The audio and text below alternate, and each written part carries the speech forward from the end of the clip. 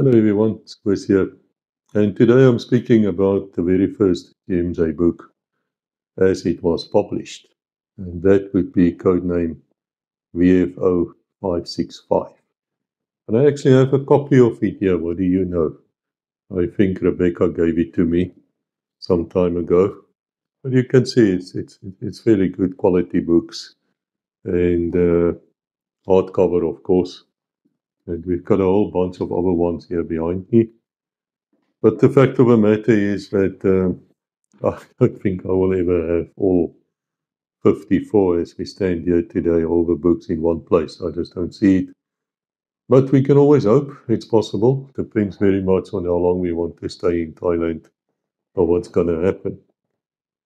So when I say it's the first book as published, that's exactly what I mean, because when I wrote the books, I actually wrote it in reverse order. Now, there were many, many reasons why I was doing that, but I won't go into it. So it's a bit weird. So if you want to read the first book of a series, in other words, where everything starts, then you actually have to read Codename Foxtrot, which is the first book in time.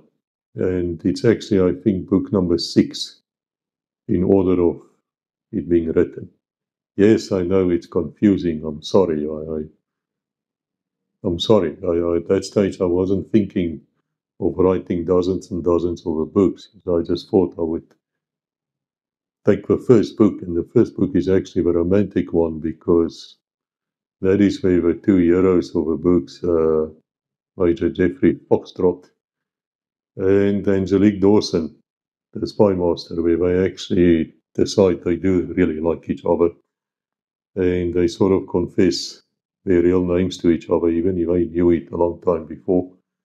Obviously, Angelique would have known as the spy master, and Foxtrot knew her even before he met her. And the reason why he knew her is because, and this is no fiction in the book, is simply because his father, or Angelique's father, rather, was his commanding general in special forces. And when I say special forces, I mean police special task force and also probably one recce. Because at some stage, Foxtrot and the other hero, Captain Peter Gilsong in the Bele, is actually chased out of police special forces, and they go over to Army special forces, and there they learn a lot of things, and then they come back. The reason they chased out is because in some exercise they captured the intelligence officer and interrogated him to get information out of him during the exercise, and things went a bit further than what it should have, but far, and the guy ended up being really shaken by the experience, so he lays charges, the general gets rid of him, and so forth. Anyway, that's the background. But then, and this is described in Codename Foxtrot, the general, after the changes came in 1989, 1990, is then placed on pension, and he's a widower by that time. Angelique's only child. She's somewhere overseas working on a cover somewhere. We don't really know why or where, because she doesn't really say. You know, she's always sort of a mystery woman. And so some terrorists probably applying the books. They capture the general, and Foxtrot and his men are waiting to rescue him. But they never get the go-ahead. Now, if you listen to that series I made on surviving as a hostage, and if you haven't done that, please do so. It's very, very important. I think I'll put it on this channel as well, because if you work in Africa or you work somewhere and these days you're not sure, you know, it's very possible that you can find yourself in such a situation. And so you will find there where I say that to get the go-ahead to go and conduct a rescue is actually a very politically loaded thing. Because the 3rd Brigade, that's the politicians, we're all the same, by the way, it's no difference. No difference. You look at them, you see their Freemasonry handshakes, you see the little signs they make. We're all part of the same club, man, and they all bow down to a certain Antichrist in Rome. But whatever, I wrote many books about that as well. It's hard to get a go ahead from these people because there's nothing manly about them. They are either bullies like Donald Trump, or they are like outright cowards. No one mentioned names now. And we were involved with protecting them. I know the people who were part of their security detail. We can tell you a lot of stories about these leaders. Yeah, and I'm talking about the South African ones now in particular. You know, a lot of them were just plain drunks. A lot of them were beating their wives.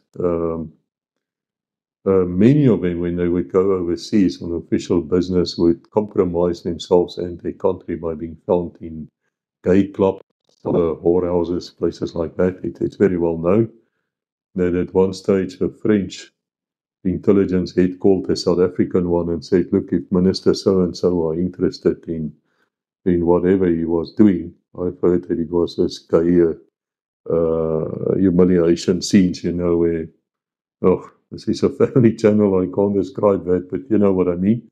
I'm sure you've seen the pictures or something somewhere. Hope not. I remember we raided a gay club in my time in the police once. And man, the things I saw there, I was like shocked out of my mind. And we did find a policeman there dancing with a blonde. And then we found out the blonde is actually also a police constable, and both of them actually got thrown out of the police. I don't want to go into that argument, guys. What you do in your bedroom is your concern. I don't care.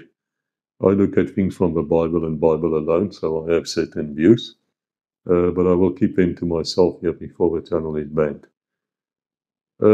So they were all bullshitters. They were not as great and nice as they, you know. Anyway, I don't need to explain it to you. But anyway, Foxtrot never actually got to go ahead. And so he decides to rescue the general anyway, because the general is like a father to him. He himself is from a broken home. And he sees the general as something which he really looks up to. And so he gets his men together.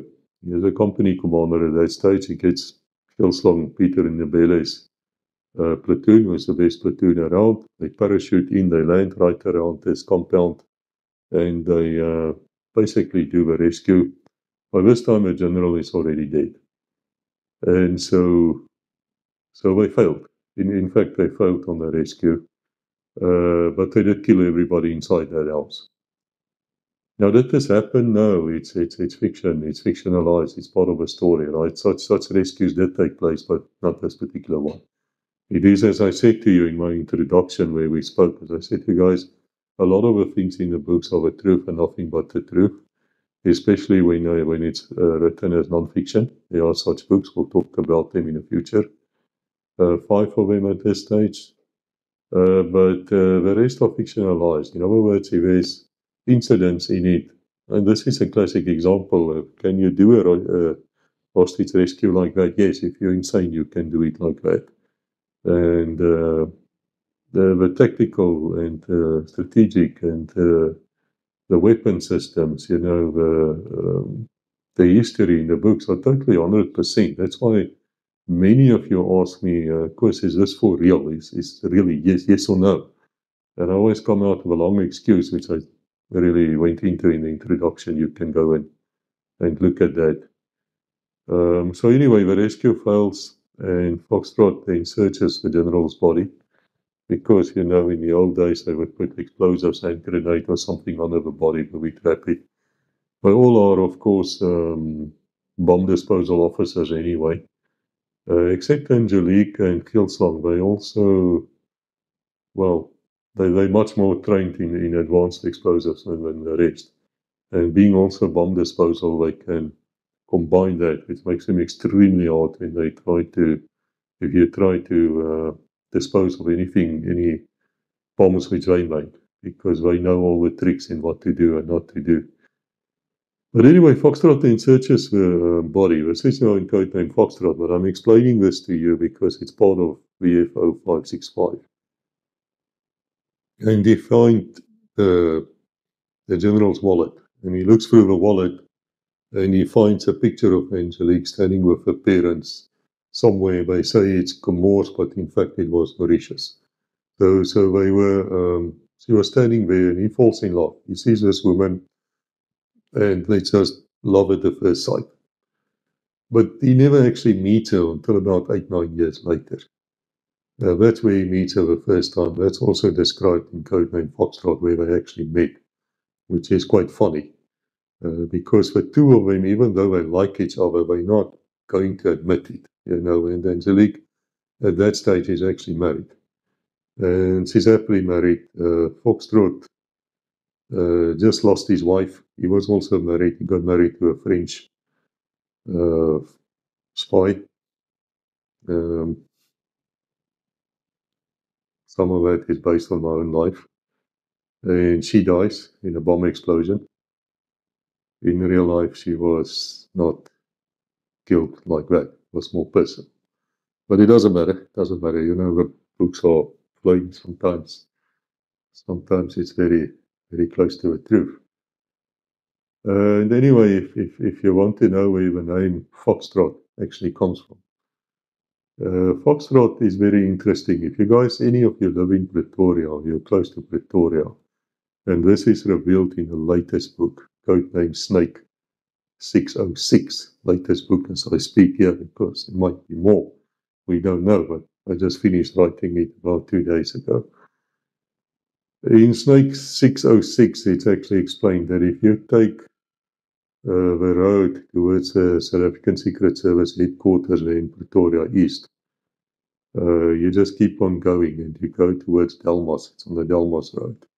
And just as you get out of Pretoria East, about 4 or 5 kilos, the next moment you see all these satellite dishes.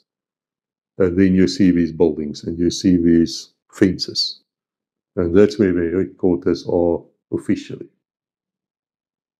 It's the reason why I say that word. Some of the operatives will never be there, simply because you just need to surveil the entrance there, and there's an entrance at the back as well. It's in many of the books following VFO, but I'm not going to go into that. There's reasons why I know everything around that place, but I've never been inside it in my life. But if you keep on going, there's a robot now, a traffic light. There were not one in my time. But obviously the spies have to get in and out. Obviously their cars can be taken photos of, things like that. In fact, there's a tree right across the robot. There were rumors, and it comes out in code name Pouvoir Angelique, the second book, which was written after VFO. But it's not the second book in history. We actually discovered some cameras and things there. And after that book came out, I was told confidentially that some of the spies actually jumped into that tree and climbed the tree to see if there's really cameras there. And damn right, they were. They were. So even if they use fake number plates and things, the real operation people will never be there. Never. It's more like a headquarters, like Langley in Virginia. I can put it like that. The real spies will never be there. You'll find the handlers there. You'll find some of them are political masters, people like that, but not the real undercover people. They will never meet at that place. But anyway, if you keep on driving on the Delmas Road, and now you need to look to the left, you're going to see that at some stage the fences will stop. And there used to be wild horses running around there in a compound. It's quite big. It's really big, actually. It's a few kilometers. There, when that actual road ends, or that fence, there's a road coming out. That road is called Foxtrot. It's called Foxtrot Road. Coincidence? Nothing is coincidence in my books. Absolutely nothing. So anyway, what the book is about, it is Angelique Dawson is running a spy network. She's very senior. She's a spy master. But she gets herself involved in the field where she shouldn't be. She's too senior to do that type of thing. But she's one of those women you don't tell her what to do. You can advise her and you can pray to God that she will listen to you, which is she sometimes will. Have to give her that. But she's got a mind of her own, and she's trained. She's very highly trained, and she's dangerous, and she will not hesitate. You know, when I wrote the books first, I said to myself, the one thing which annoyed me as a child when I was reading the Afrikaans authors is they all had this Jannie Jammergat attitude. Wait, it was always something like, I'm thinking of a book now, Oom Landman se Viool or something like that. If you guys can't understand Afrikaans, don't worry about it. This is just the name of a book. And I read the book and I felt afterwards like committing suicide, man, and I was about 7 years old. It is always these things. There's always this girl who gets into trouble in the city because there's this Englishman who, you know, she falls for him and then she gets pregnant and he runs away and then she has to go back to the farm, but the farm isn't doing well because there's a big drought. And then there's this horrible neighbor who's stealing the cattle. Oh. I don't write books like that. I don't write books like that. These people kick ass. End of story. I found these people in real life to be superb operators. They would go out and they would get the job done and they would get back. Or they would stay on the cover for years, as many of them still are. As the series goes along, we reveal more and more and more. Because it's a different life, you know. It's a total different thing going on there. So she's running these operations, but she's got a secret. She's actually what you call a penetration agent. Now, I'm not giving anything away by telling you this because it comes clear in every single book that there's something wrong with Angelique. She has certain skills which she shouldn't have. She's very friendly with Western intelligence services, especially the French, which for South Africa is a bit weird because South Africa is not a NATO-orientated country anymore. I don't think I say this enough in my videos. It is a country which changed. After Mr. Mandela took over, the country became first neutral, but very neutral towards what we would call terrorist organizations. You look at the Mercenary Act. In fact, you can be arrested and you will be found guilty if you serve in the Israeli army or in the British army or the French army, the Foreign Legion. But it's okay if you join Al-Qaeda or ISIS. That's fine, no problem, because that is liberation movements. And as I explained to you in certain of my videos, it really depends where you stand. Are you... Whatever you look at something is, in your viewpoint, might be a terrorist. You might say to me, Mr. Mandela is a terrorist. And in a certain sense, of course, you're correct. And in another sense, of course, you're not correct. It really depends on where you're looking at these things. So it was a bit of a puzzle to me anyway, to see that Angelique, the real one, was acting many times against the interest of her country. And I had the feeling that she was playing a double game. So in the book, she definitely plays a double game. And after 28 years in this book, she is detained. She is caught out and arrested basically as a double, as a penetration agent. And by this time, she and Foxtrot are very, very close. Much closer than what is actually revealed in the book. If you read here from about, look, the entire series is a love story. Between these two. And it's quite funny between them because there's all sorts of misunderstandings and, you know, he's desperately trying to protect her because she needs protection. She's, with all her skills, I mean, with all her attitude and everything in life, she does have enemies. She's got a lot of enemies. And in that world, you can easily die. And people don't really care if people die there. It's one of those things. Comes with a job. If you want a 9 to 4 9 to 5 job in that world, become an analyst. Yes, go and do your PhD somewhere. They'll pay for you to do that. There's a lot of them. And then you sit and you receive reports. You become a secretary and you type the reports. And you go to the analyst. Analysts look at everything which comes in. And they try to find out what's happening. And they are fantastically good people. You need them. You really need them. But there's a really dislike between the two groups. I have to be honest. The real spies are guys out in the field doing the spying, collecting the information, and even that is a chapter on its own. Because it's very seldom actually what you see, like a James Bond trying to infiltrate a building to steal some secrets and getting out.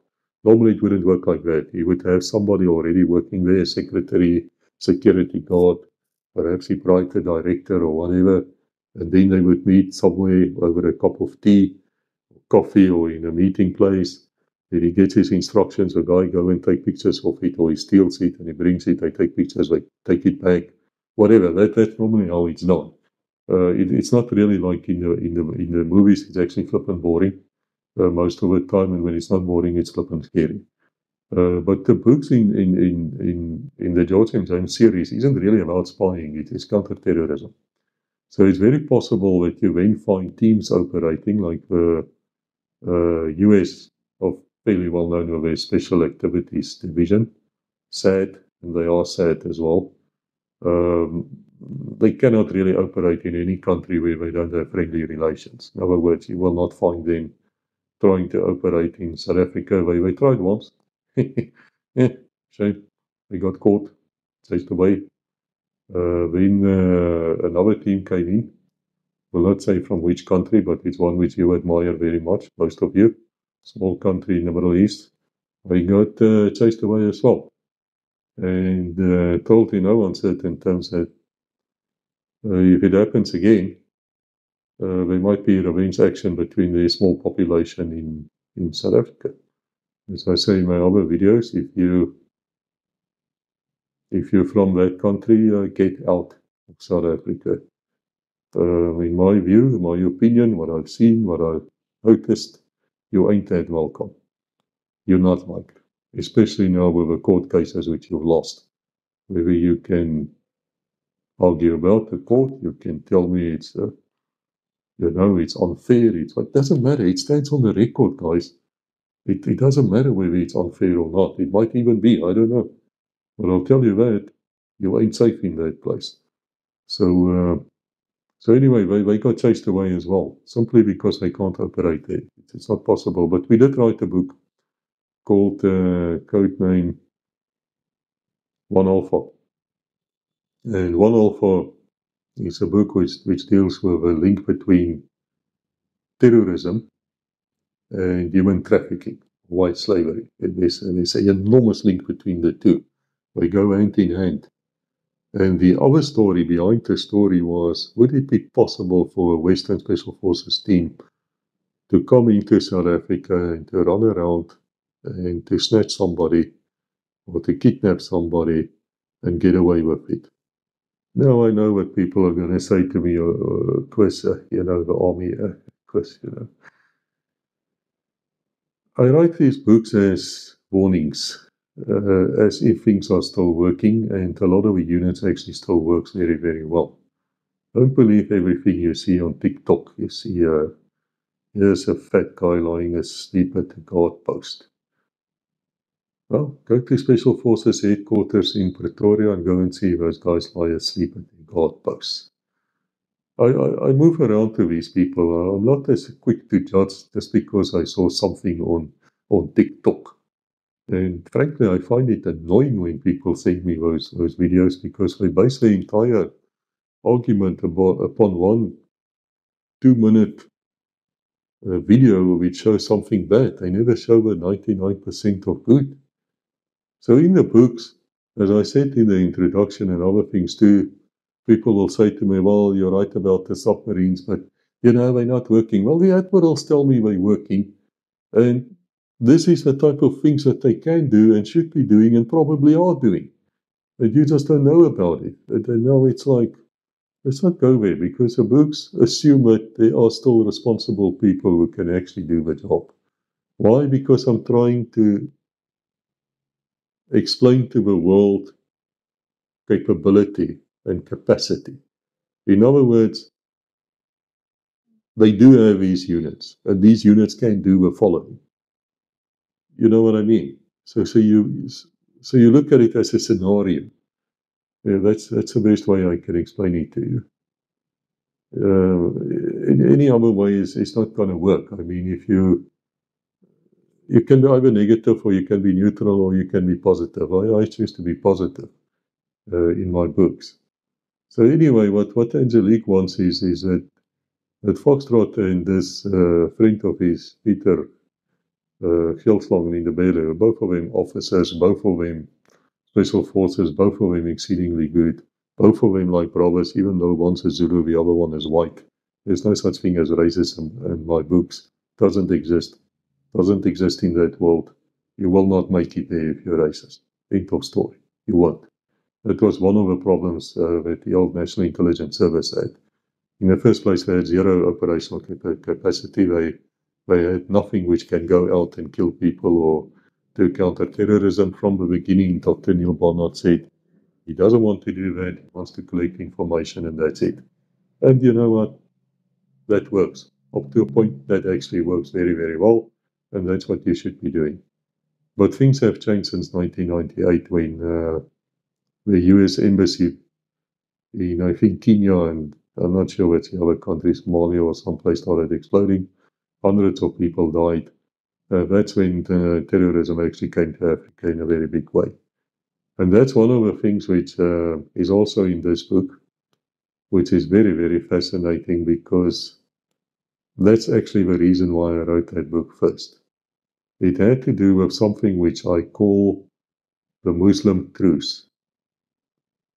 Now, what do I mean by that?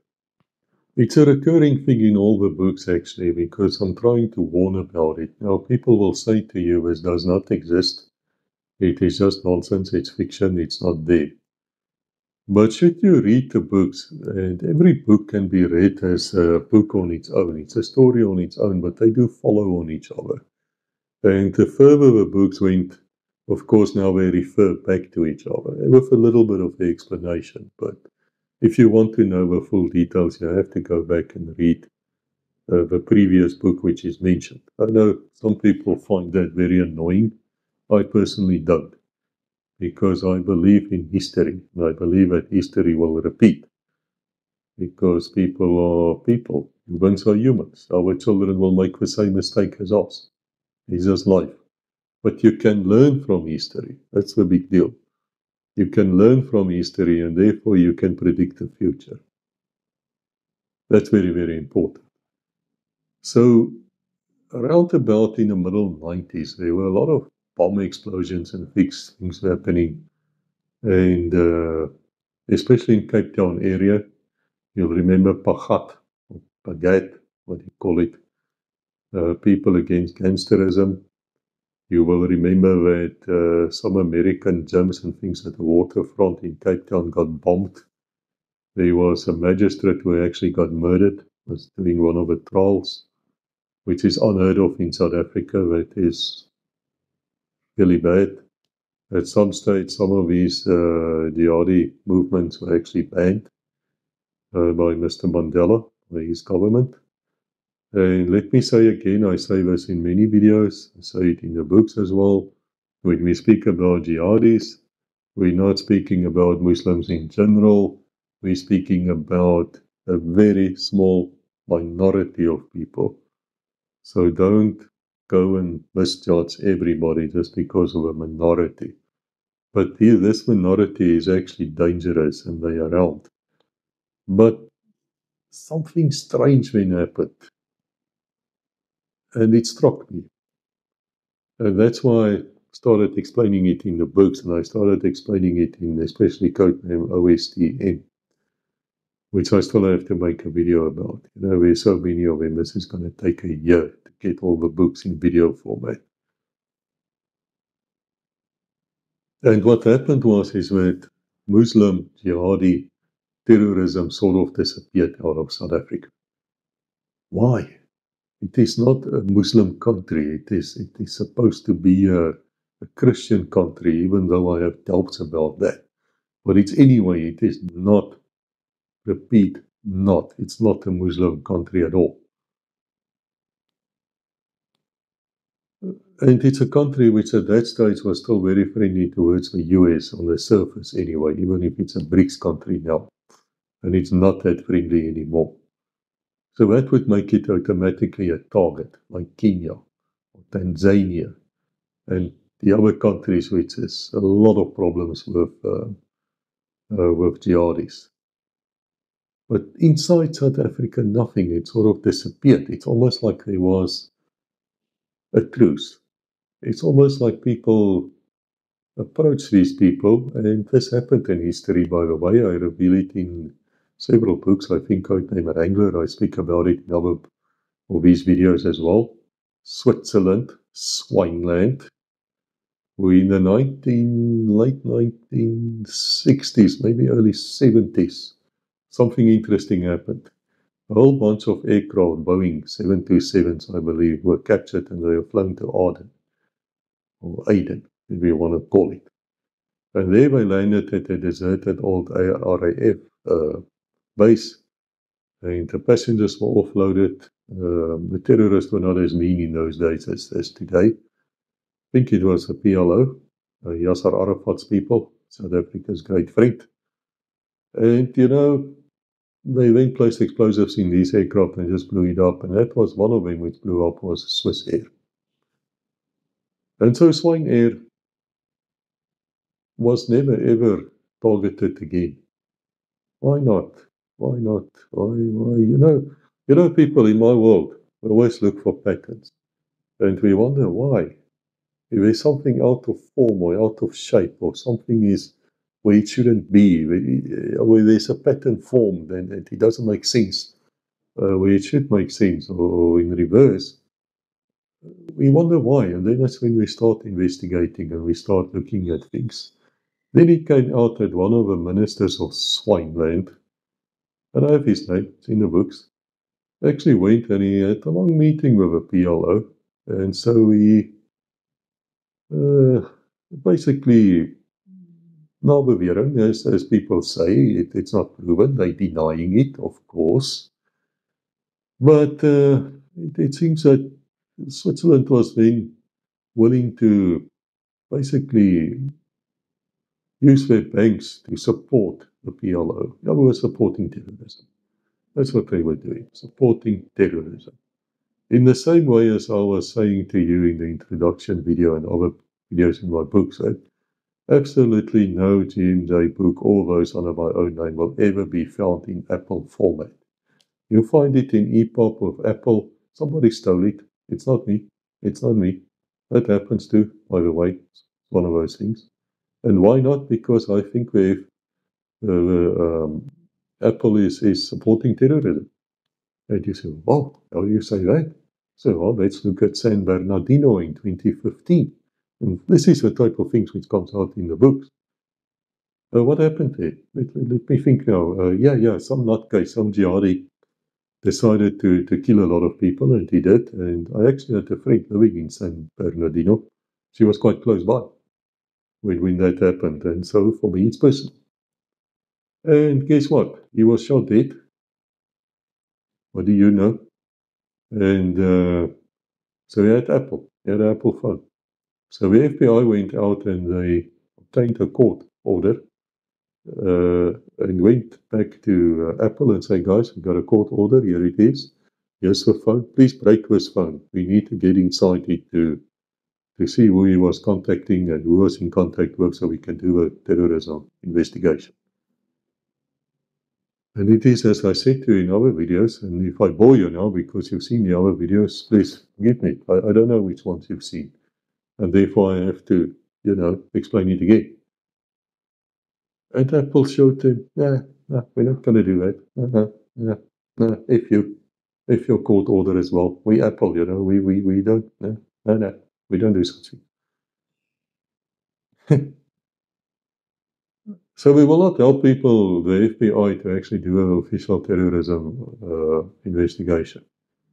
So anyway, the FBI, when I heard, went to Israel, and I think they have a unit here, 808 or whatever they call themselves, something like the NSA, and they, no such agency, that's what it stands for.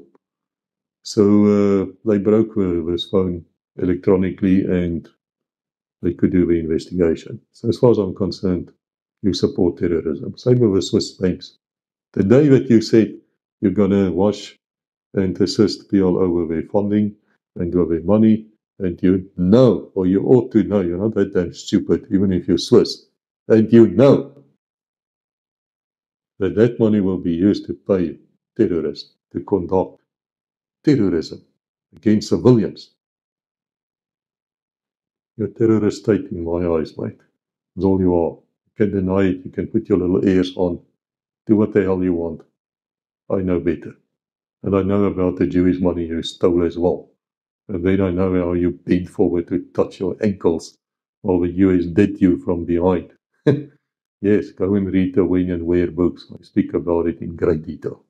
Or go and read Codename Vet 101, where we go into great detail about that type of thing as well. So the fact is, after that meeting, would you believe, Swiss Air was never, not once was Swine Air ever attacked by the PLO again. By chance? Well, if you're a swine, you will say to me, oh, of course, of course. No, it's not by chance. It's not by chance. This happened with a reason. Because you bribed these people. You're not bribing terrorists. What are you? Now, this is what comes out in the books.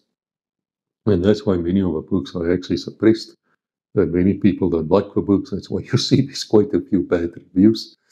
I don't read reviews. I don't give a single whatever about reviews. I don't even read them. But there's a standing invitation to you. If you enjoyed the book and you want to write to me and contact me, I'll definitely speak to you about the book as far as I can. Of course, I will have to go and read it again because I can't remember every word I wrote in the books. I mean, it's a lot of books, man. And as I said to you, I wrote one book a month for 44 months after Melissa died. I was in a different world. I was with my mom. I was taking care of my mom. And I just sat down. I would start writing at 6 in the morning till 10 at night. Only stand up to go to the toilet, go and make food, take care of my mom, go for a walk around the complex, come back, sit on my ass. Every 2 weeks I published or finished a 400-page book. And every 3 weeks I published a 400 average page book. People say it cannot be done. It takes years to write a book. With all respect, if it takes you years to write a book, don't write a book. It's not for you. And so in Codename VFO565, these two characters actually meet up on a beach in Mozambique. That happened. And they declare their love for each other. But as I say, as the story goes along, you will see them being quite close to each other. Not as close as sleeping together, because that only happens in this book just before they jump. Well, you have to read the story yourself. But anyway, Foxtrot then rescues Angelique from the South African Secret Service. And by the way, I wasn't part of the Secret Service. That's what I use in the books. But while I was involved with them, but my real masters were not there. That's all I have to say. And so he rescues her, and they jump onto. Well, it doesn't matter. So they escape. They get married. She disappears, of course, for the next year and a half as she's being debriefed. And then an attack takes place. And that is codenamed War Angelique, which is the next book. It's a fascinating read, this, because it goes into spycraft, especially how to snatch, how to kidnap somebody and hand him over. So the book will explain to you how you will first find the people you have to grab. And then you actually go out and you grab them, and then you have to get them out of a country, which normally is where in the war with a submarine or whatever. They come in, they take him over, you sign for him in a certain way, you hand him over. There's an entire procedure to do that. We will declare whether he's hurt, injured, if he was injured, is he treated, how was he treated, blah, blah, blah. They will probably do a DNA test on him right there to see if they got the guy they want. How did they get the DNA? Well, we know of a raid on bin Laden, but they used a medical doctor who is still in jail, as far as I know, in Pakistan. And that's a problem in this world, guys. You get involved, you're expendable. I don't care. I don't care. You can go to jail. Yeah, that's fine. But they arrived and said they wanted to inoculate the children or something against something, I don't know what.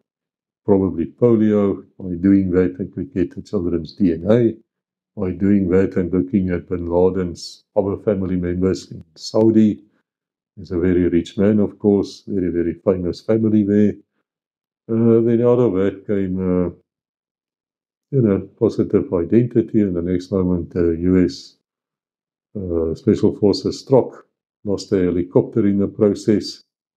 They had about 3,000 Marines waiting to rescue them. It was a gemors. It was really not a great operation at all. Not great. But they did it. And because they never showed the body, people still think that bin Laden is actually alive. Other people say he didn't die there. He died in Afghanistan right in the beginning. When I believe a special boat squad of Marines were there. They were dropping bombs, thermo type of bombs, not nuclear, just thermobarical or something like that. Can't say the word. But they were dropping these bombs and they dropped at his lungs. Then they were so proud of themselves because they dropped a mother of all such bombs. The Americans always have these names. And they don't know that the Russians actually have a father of all such bombs. It's bigger, more powerful. More nukes too, by the way. Always laugh when the US president is like, I'm the most powerful man in the world. No, you ain't. No, that man sits in Moscow. Yeah, he's got more nukes than you, more powerful ones, better ones. He can deliver them with atomic weapons. You cannot. It's amazing. It's really amazing, actually, the arrogance of these people. But that's the type of thing we try to get out of in the open in the books. So VFO is where it starts. Would I prefer you to read VFO first? The answer is no. I would actually prefer you to read Foxtrot and then Codename Angel and whatever come. And then only 8 years later, you will get to VFO. But I wrote it first. As I said, the reason for that was I wanted to expose the Muslim truth. And it's very fascinating, once again, that those countries who were not part of the Muslim truce, which basically said, guys, we're not your enemy. We've always supported you.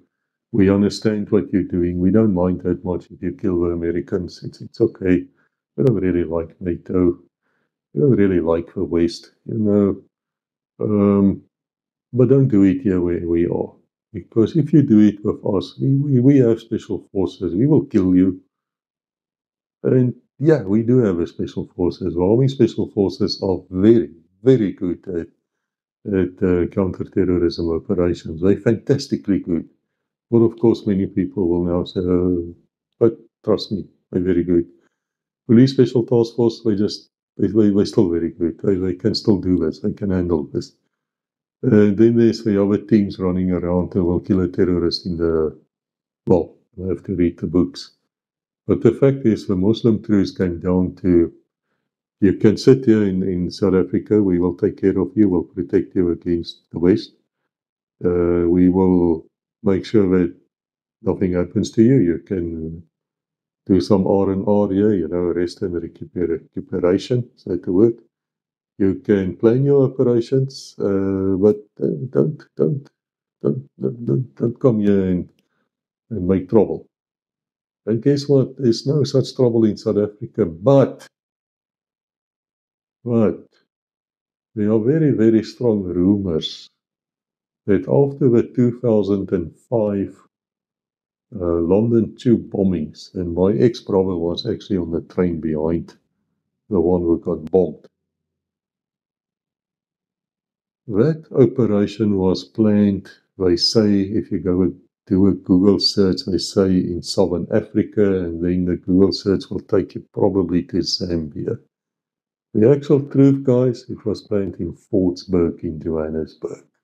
That's where that operation was planned. One of the widows of one of the bombers who died in 2005 with the London tube attack. She became very famous as a terrorist in her own right.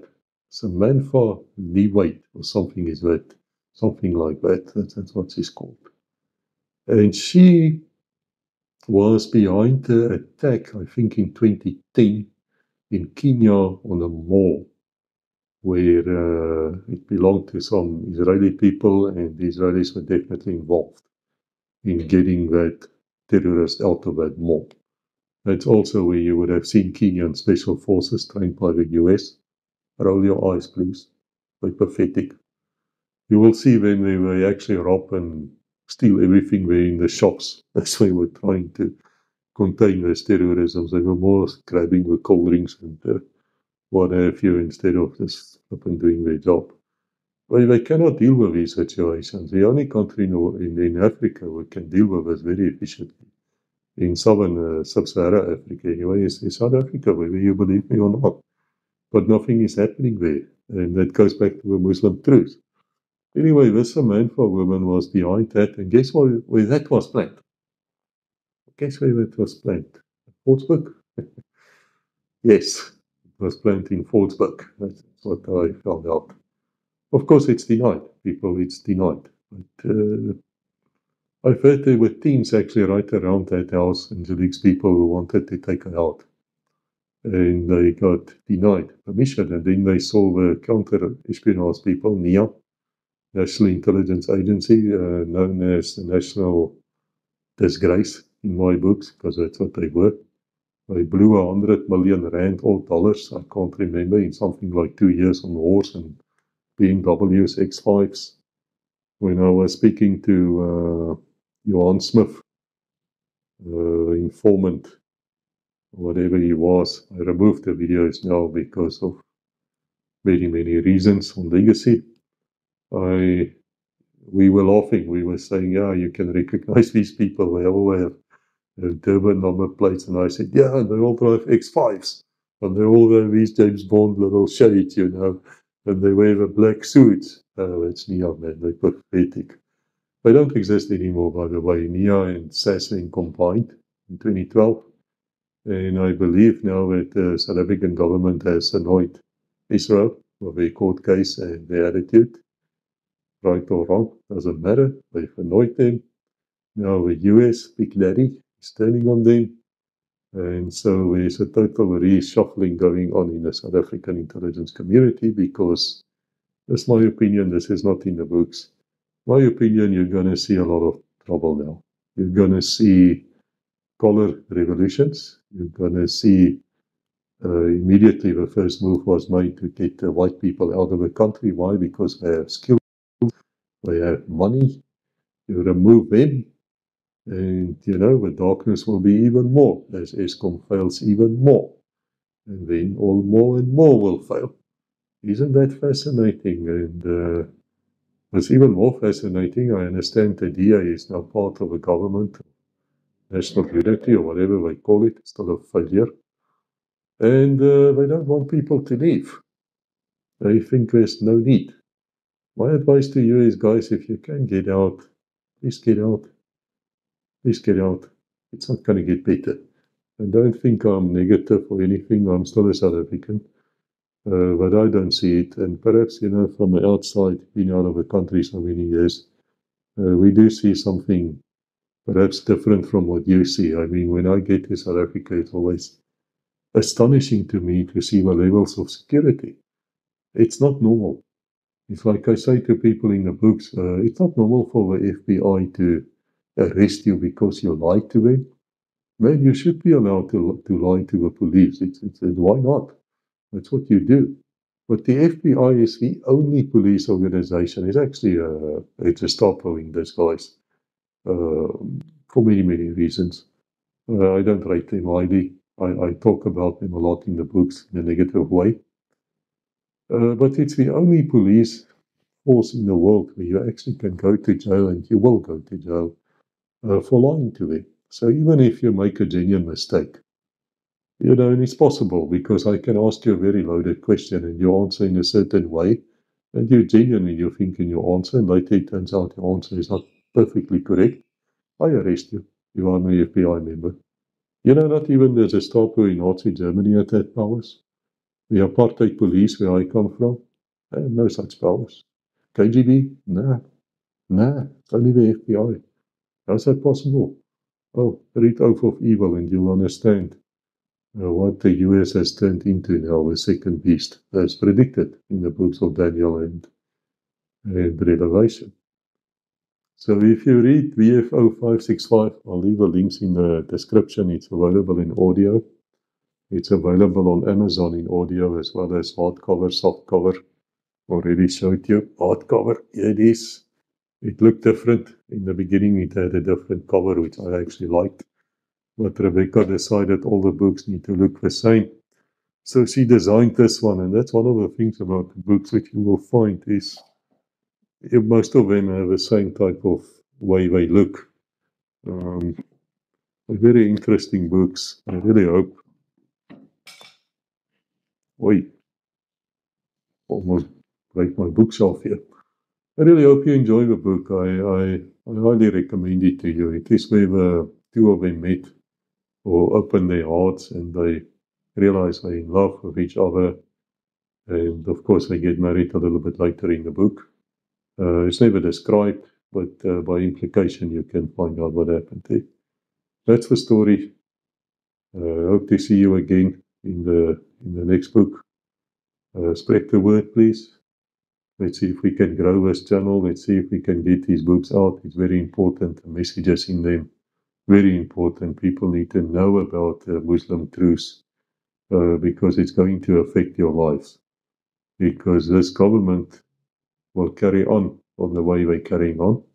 They're not going to stop. I saw it in the years I spent with Angelique and people. They're just going to carry on until something is going to break. And remember, you're not talking about a Western state. You're not talking about a NATO-orientated state. You're talking about a BRIC state. And funny enough, as you will also find out in my books, I believe that NATO will lose the coming BRICS wars. They will not make it. But a very good reason why I say that. So that's the story. God bless. Until we speak again. Bye-bye.